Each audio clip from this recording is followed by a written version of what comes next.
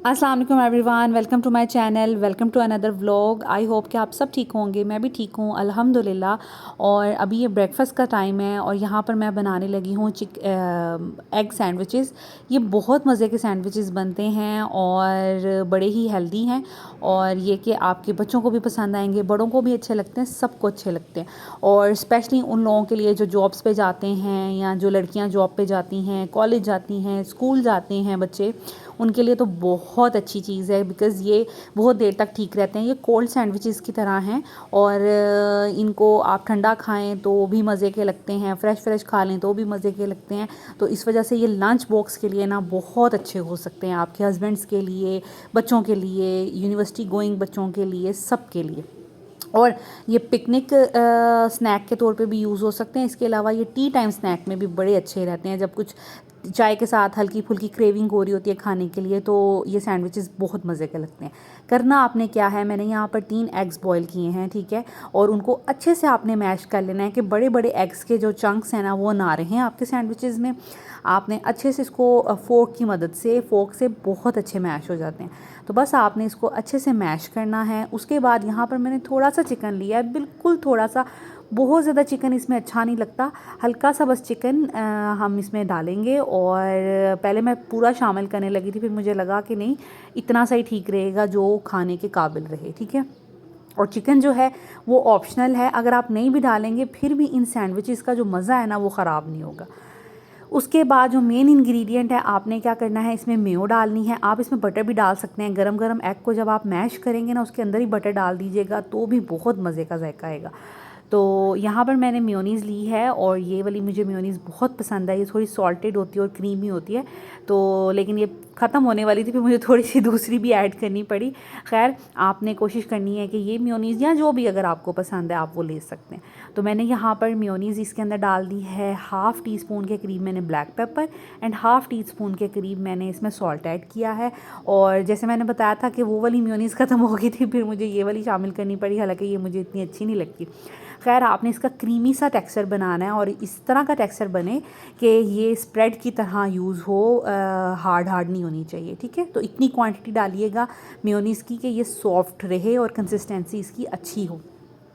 बस फिर आप इसको ब्रेड पे लगा दें और आप इसके किनारे काटना चाहें तो काट सकते हैं। मैं नहीं काटती और मैं बच्चों को भी फ़ोर्स करती हूँ कि ये जो किनारे हैं ना ये ज़रूर खाएं। और हाँ, अगर कभी गेस्ट वगैरह आएँ फिर मैं काट लेती हूँ और उन किनारों को फिर मैं ब्रेड क्रम्स बना के यूज़ कर लेती हूँ। लेकिन घर में हम बच्चों को एटलीस्ट ये कह सकते हैं कि किनारे खाएँ। मेरी यही कोशिश होती है कि बच्चे जो है ना वो किनारे ज़रूर खाएँ, छोड़ें नहीं। और मैं लाती भी फ्रेश ब्रेड हूँ, कोशिश हमारी होती है छोटी ब्रेड ले आएँ और फ्रेश रहे, 2-3 दिन में ख़त्म हो जाए। और मिल्की ब्रेड जो ना कंपैरेटिवली सॉफ्ट होती है, तो दैट्स वाई फिर ये होता है कि बच्चे फिर उसकी किनारे खा लेते हैं। जो दूसरी ब्रेड होती है ना आम ब्रांड्स की, उसमें ये होता है कि वो थोड़ी हार्ड ही होती है। तो इस तरह से बस ये सैंडविचेस हमारे तैयार हो गए हैं। आज नाश्ते में हमने सब ने ये सैंडविचेस खाएँ क्योंकि हम सबको ही पसंद है। और फ़ातिमा को तो बहुत पसंद है, ज़ैनब थोड़ा नखरे करती है, लेकिन ये कि खा उसने भी लिए थे। और मेरा नाश्ता यही होता है। पूरी प्रेगनेंसी में भी मैंने 2 स्लाइस लेने हैं और उसके साथ 1 एग लेना है या इस तरह का कोई भी सैंडविच बना लेना है, लेकिन लेने 2 स्लाइस ही हैं। मेरी डाइट ऐसे कोई प्रेगनेंसी में ना इंक्रीज़ नहीं होती। हाँ, थोड़ी देर बाद समटाइम्स भूख लग जाती है, फिर उसमें मैं क्या करती हूँ कि नाश्ते के बाद अगर भूख लग जाए तो मुझे डॉक्टर ने कहा हुआ है खजूरें बहुत अच्छी हैं, आप खजूरें खाएं। और वैसे ही प्रेगनेंसी में खजूरें बहुत अच्छी हैं और मैं खजूरें ले लेती हूँ, कभी मिल्क शेक बना लेती हूँ। तो जो क्रेविंग मेरी होती है ना दिन में, वो इस तरह पूरी हो जाती है। मेन जो मील होते हैं उनके अलावा मैं फिर इस तरह कुछ ना कुछ हल्का फुल्का हेल्दी खा लेती हूँ, कोई फ्रूट खा लेती हूँ, तो इस तरह चलता है। खैर, आज मुझे करनी है क्लीनिंग। अच्छा, आपको मैंने कल अपनी वीडियो में बताया था कि मेरे पास अब मेड आ गई है, ऑल टाइम मेड हस्बैंड ने अरेंज कर दी है ताकि ये 2 माह जो है ना वो अच्छे गुजरें।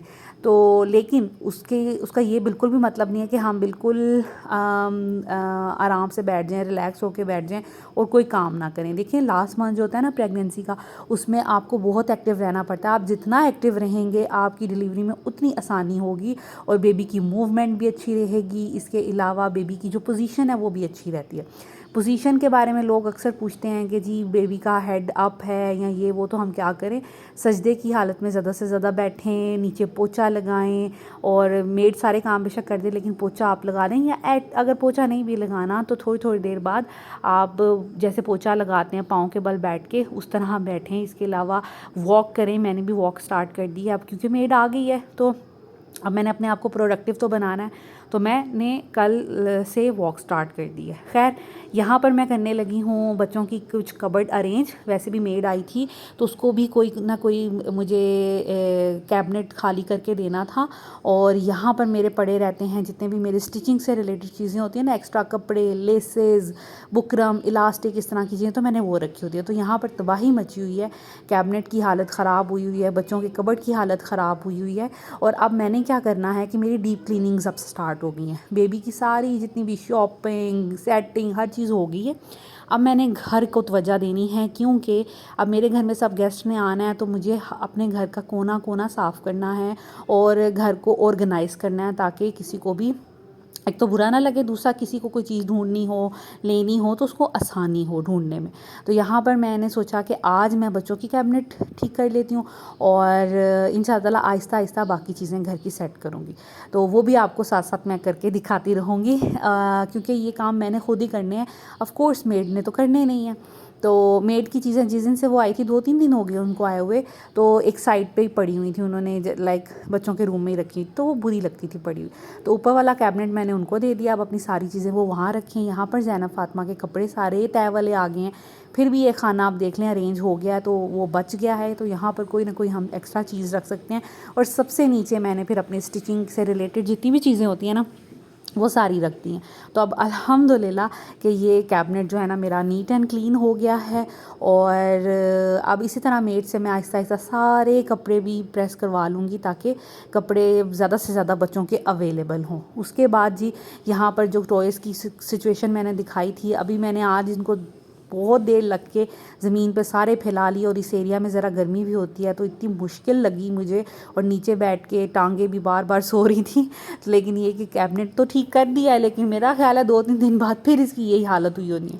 खैर यहाँ पर मेरे जूते पड़े होते हैं, ये जो कैबिनेट है इस तरह ऑर्गेनाइज़ है। और बाकी ये कि नीचे बच्चों के कपड़े होते हैं, ऊपर इज़ा के इस पोर्शन में इज़ा के होते हैं। और इंशाल्लाह ताला अब न्यू बेबी के भी मैं इस्त्री वगैरह करके तो इसी कैबिनेट में रखूँगी। और बाकी ये वाला जो कैबिनेट है, यहाँ पर बच्चों के स्कूल बैग्स होते हैं। जब भी बच्चे आते हैं स्कूल से तो वो यहीं पे रखते हैं, यहीं से पढ़ने के लिए उठाते हैं। और इनके कुछ पार्टी टाइप ड्रेसेस जो होते हैं, फ्रॉक्स वगैरह, वो इस कैबिनेट में पड़े होते हैं। तो इस तरह बच्चों की जो कबर्ड है ना, वो ऑर्गेनाइज्ड है। और बैग्स की यही जगह फ़िक्स है, और यहीं पे बच्चों को भी पता है, और मैं भी यहीं पे रखती हूँ।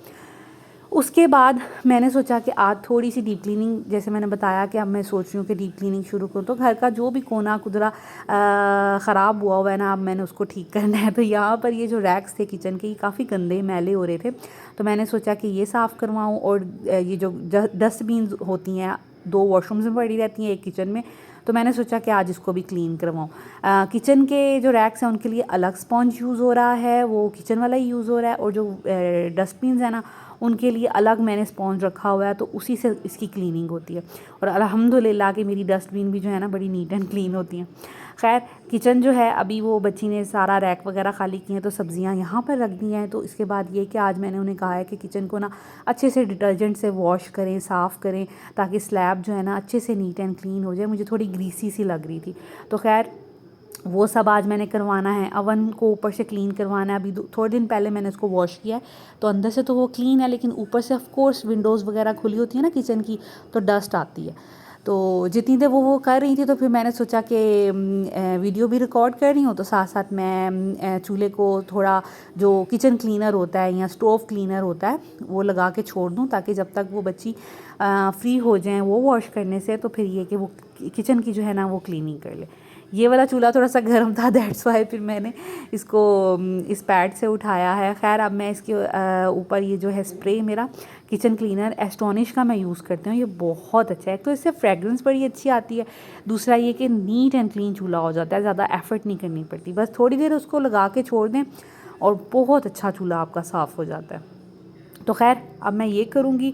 उसके बाद जैसे अब मेरे पास मेड है, लेकिन इसका ये बिल्कुल भी मैंने वो मतलब नहीं लिया हुआ कि अब मैं कोई काम ना करूँ, क्योंकि मैं ख़ुद को एक्टिव रखना चाह रही हूँ और मैं चाह रही हूँ कुछ ना कुछ करती रहूँ। तो मैंने ये सोचा कि आज मैं हस्बैंड की जो है ना ऑफ़िस उसको क्लीन कर लूँ। और यहाँ पर ये कैबिनेट्स मैं आपको दिखा रही हूँ, क्योंकि यहाँ पर जो नीचे वाले कैबिनेट्स हैं ना वो काफ़ी मैले हो रहे हैं। ऊपर वाले तो बिल्कुल नीट एंड क्लीन साफ़ सुथरे हैं, लेकिन नीचे वाले अक्सर आटा निकालते हैं, सर्फ़ वगैरह निकालते हैं, तो नीचे वाले ज़्यादा गंदे हो जाते हैं। ये जो मेरा होब है ये भी अल्हम्दुलिल्लाह इतना कोई ख़ास गंदा नहीं है, ग्रीसी नहीं है, तो क्योंकि फ्रीक्वेंटली इसकी क्लीनिंग होती रहती है। तो घर की मैं क्लीनिंग तो करती रहती हूँ, बाकी ये कि फिर भी अपने तौर पर अपने आप को सेटिस्फाई करने के लिए, और ये कि बेबी ने आना है, फिर गेस्ट आएंगे, तो इस वजह से ना फिर मुझे बड़ी फ़िक्र लगी हुई है कि घर का एक एक कोना साफ़ हो जाए। तो आज मैंने सोचा कि हस्बैंड के जो ऑफ़िस है ना उसको क्लीन कर लूँ, क्योंकि ये चीज़ें थोड़ी बहुत अपनी ऑर्गेनाइज़ कर देते हैं, लेकिन डस्टिंग वगैरह नहीं करते, तो वो तो मैंने ही करनी होती है। इसके अलावा ये कि मेड्स वगैरह को भी ना ये अलाउ नहीं करते अपने ऑफ़िस में आने के लिए, तो इस वजह से फिर मैं ही क्लीनिंग करती हूँ जब भी करती हूँ। तो बस इनके काउंट ये जो इनका डेस्क है काफ़ी चीज़ें बिखरी हुई थी, और उसको नीट एंड क्लीन करूँगी।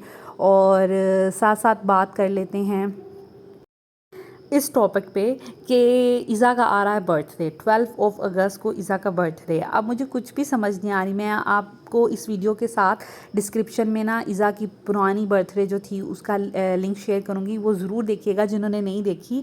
और जो मेरे नए सब्सक्राइबर्स हैं या पुराने वाले भी हैं, उन्होंने शायद नहीं देखी मेरे बच्चों की बर्थडेज़, मैंने किस तरह ऑर्गेनाइज़ की थी, किस तरह प्लान की थी, किस तरह हमने थीम बनाई थी, तो वो मैंने यूट्यूब पे वैसे वीडियो शेयर की हुई है, तो वो आप ज़रूर देखिएगा। लेकिन इस दफ़ा मुझे कुछ भी समझ नहीं आ रही। और ये जो ब्रश है ये मैं आपको बता दूं, ये हस्बैंड ने मंगवाया था, आई गेस नहीं, ये ग्रीन वैली से लेके आए थे 700-800 का। और ये ना गैजेट साफ़ करने के लिए, जैसे आपका लैपटॉप हो गया और इसके बटन्स के अंदर चीज़ें नहीं ना जाती, तो फिर ये बड़ा अच्छा इससे साफ़ हो जाता है। और ये सिर्फ इस रूम में इसीलिए पड़ा है कि इसमें सिर्फ हस्बैंड के ये गैजेट्स ही साफ़ होते हैं, अदरवाइज़ हम और कोई इससे चीज़ साफ़ नहीं करते। तो खैर मैं बात करी थी आपसे कि अब इस दफ़ा ये है कि इज़ा का बर्थडे है 12 अगस्त को, और इस महीने के लास्ट में शायद बेबी भी आ जाए, अभी कुछ कंफर्म नहीं है। लेकिन ये है कि मुझे कुछ भी समझ नहीं आ रहा मैं कैसे प्लान करूं। और मेन बात ये है कि अभी मैं इस सिचुएशन में हूं, मैं बहुत अच्छा प्लान कर सकती हूं, जैसे मैंने पुरानी बर्थडेज़ की हैं, आप ज़रूर वो वीडियोज़ देखिएगा। लेकिन मसला ये है कि यहाँ पर एक ही फैमिली है हमारी मिलने वाली इस्लामाबाद में, मेरे हस्बैंड के फ्रेंड हैं बहुत अच्छे, वो लोग गए हुए हैं दुबई, तो वो अवेलेबल नहीं है। और एक और हमारी फैमिली थी जानने वाली, वो लोग जर्मनी गए हुए हैं।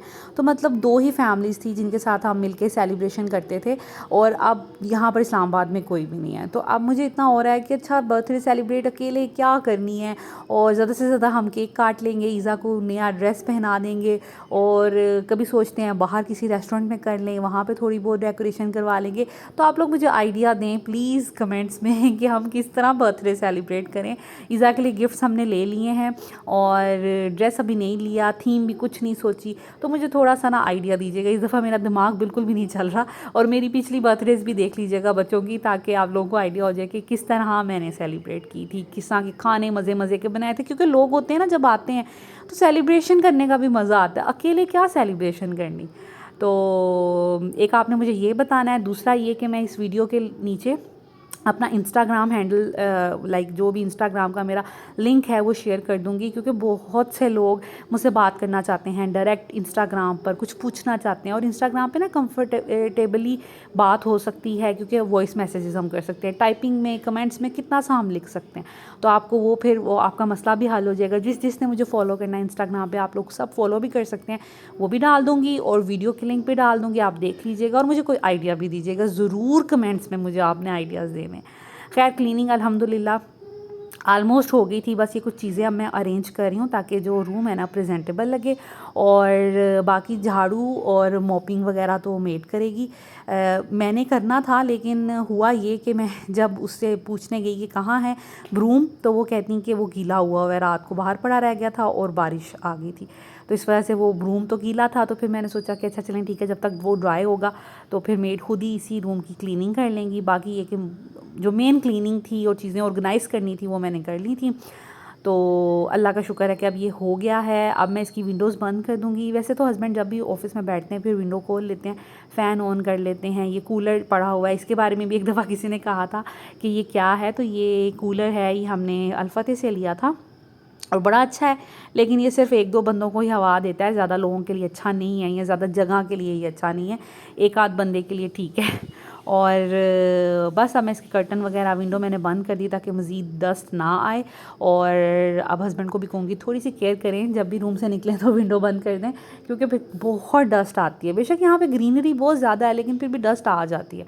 तो या दिस इज़ इट, आज का जो मेरा काम था ना ये भी कंप्लीट हो गया, बच्चों की कबर्ड भी ठीक हो गई। आज क्लीनिंग जो है ना अल्लाह का शुक्र है अच्छी वाली हो गई। अभी तो मैंने बहुत कुछ क्लीनिंग्स करनी है और भी, और वो लिस्ट भी आपके साथ शेयर करूँगी जो मैंने ईज़ा के टाइम भी बनाई थी कि गेस्ट के आने की क्या क्या प्रिपरेशन मैंने करके रखी थी जब ईज़ा ने पैदा होना था, और क्लीनिंग्स मैंने कौन कौन सी की, तो मैं आपके साथ शेयर करूँगी कि मैं मतलब किस हद तक सोचती हूँ चीज़ें और किस हद तक जाके मैं हर चीज़ को प्लान करती हूँ और हर चीज़ बड़े अच्छे तरीके से प्लान करके करती हूँ।